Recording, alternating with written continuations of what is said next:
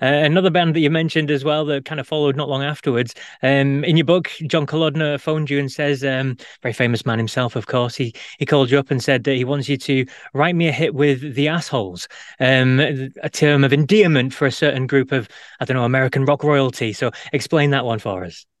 Well, John Kalodner, had a very acerbic humor, and he was very like a negative person, but very lovable too. And so he had Aerosmith, and he also had Cher. So Aerosmith was the assholes, and then he called Cher shithead, and then later on, I found out from Steven Tyler that he called me faggot. Oh, This was when, politically correct was not in fashion.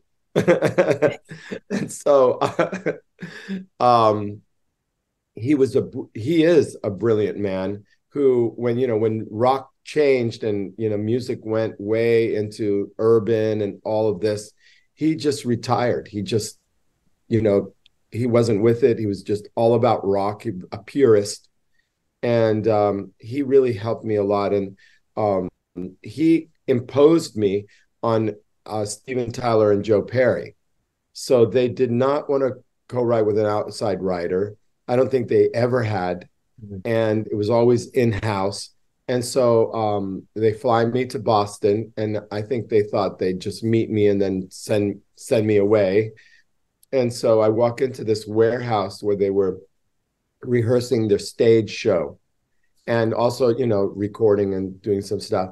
And so the big, doors open, this beam of light, goes in through, and I'm like walking through the beam of light. Steven Tyler's like walking towards me with this big smile on his face. And he said, come with me, come with me. I mean, no introductions, no nothing. And Joe was working on a backwards guitar loop that went na na na na na na, and then Steven started singing "Cruising for the Ladies," and it was like, he did that, and then they said, "What do you think of that?" And I said, "I think it's bad." And they looked at me like, "Bad?" Yeah, just to kind of break the ice and be funny because I say a lot of funny things. Uh, I don't think Van Halen would put that on the B side of their worst record. And then Joe was like, looking at me with his arms crossed like sideways. And then Steven sheepishly said, well, when I first was singing that hook, I was singing Dude Looks Like a Lady. It's like, Dude Looks Like a Lady? That's a hit title. And Joe said, but we don't know what that means. And besides, we don't want to insult the gay community. I said, dude, I'm gay. I'm not insulted. Let's go.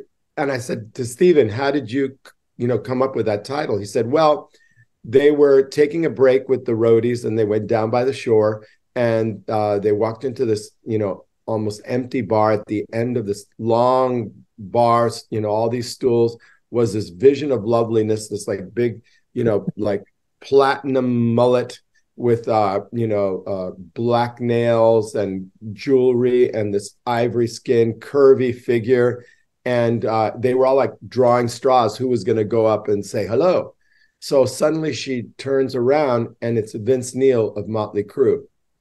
And so then that's when Steven said, he said, ooh, that dude looks like a lady. That dude looks like a lady. Dude looks like a lady. Dude looks like a lady. And so when they went to write this, to this loop, he started singing Dude Looks Like a Lady, I guess, or they immediately said, no, we can't sing that. So they changed it to Cruising for the Ladies, which is the most generic, thing. I mean, how many, rock videos have we seen guys top down on Sunset Strip and the girls jump into the car? And, it was like, you just saw the whole thing. But they went along with what I suggested, which was let's write that story. Cruised into a bar on the shore, her picture graced the grime on the door.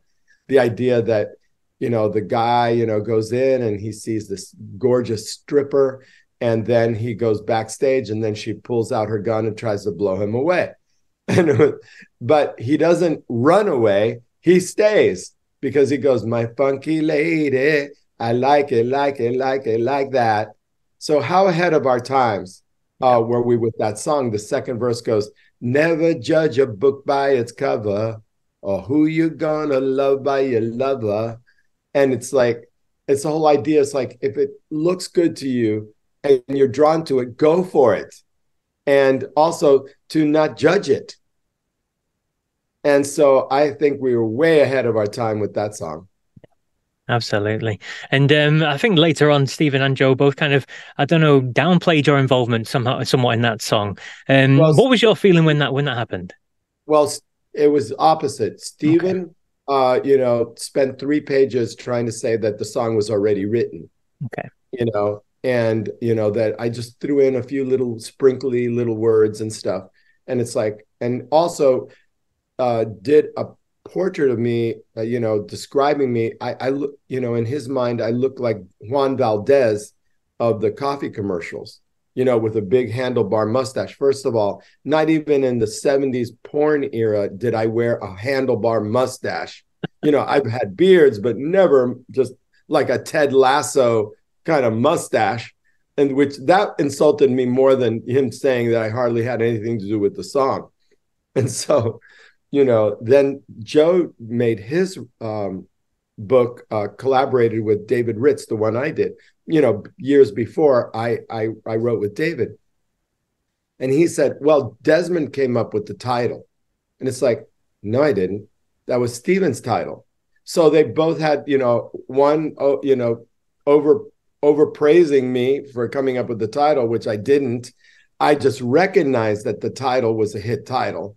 And so, not that long ago, maybe a couple of years ago, Stephen made a country record, and he had a song called Red, White, and You that one of my writers had written. So he came to my studio to sing the song. And I sat him down. I said, look, let me talk to you about, Dude Looks Like a Lady. And I went and I told him the whole entire story I just told you. And he's looking off in the distance and he goes, oh, I like your story better than mine. It's like, what? Now it's like forever in his book wrong. So I decided to set the record straight in my book. Absolutely, absolutely. And you mentioned there, I mean, Joe being quite frosty with you. I'm guessing that's not the first time it's ever happened. So how do you deal with that? How do you face that when you come across someone like that? Well, the following day, he didn't show up to the session. So I thought, oh my God, he hates me. So luckily, Stephen showed up. No one was there, no roadies and nothing. This big cavernous, warehouse. And at in front of the stage, like down on the floor, with against the stage, was this little Wurlitzer piano. So he and I sat next to each other, and I started asking him about his life. And he told me that he had, struggled with substance abuse and had gone to rehab and was going to meetings, and that the person that got him through all of that was his beautiful new wife, Teresa. And so he kept saying, well, she's an angel, she's my angel. And it's like, angel? And then I saw those big blubber lips of his saying angel. And I started remembering Angie by the Rolling Stones and Mick Jagger going, Angie. It's like he says Angie, but his lips keep fluttering, And I said, oh my God, he's got the same blubber lips. I have to write a song where he says Angie or angel like a million times, so I can see those lips move the same way. I mean, that was like the crazy thought I had in my mind. So we wrote Angel, which was their next hit. And then the third day, Stephen didn't show up, but Joe did. And we wrote a song together called Heart's Done Time. So by now I was proving my worth. And so then, eventually, we became friends. But, my secret was always because I'm sort of like the palace eunuch. Let's say I'm writing with, a band, and then they go off to their AA meetings, but they leave me at the house with the wife, making dinner. So, I befriend the wife, and then, I start rearranging furniture, straightening out the paintings, moving paintings, fluffing up the pillows, doing all this stuff. And they know that they can trust me with their wives because, I wasn't going to have an affair with them or something, right? So that's how I got inside. And, if you're friendly and nice to the wife, you're in, because pillow talk, they go, I really like that Desmond. You should invite him back. I need help with figuring out what I'm going to do with the den. So I kept getting invited back. Interior design is a good help. There you go. Right. You have to, whatever it takes.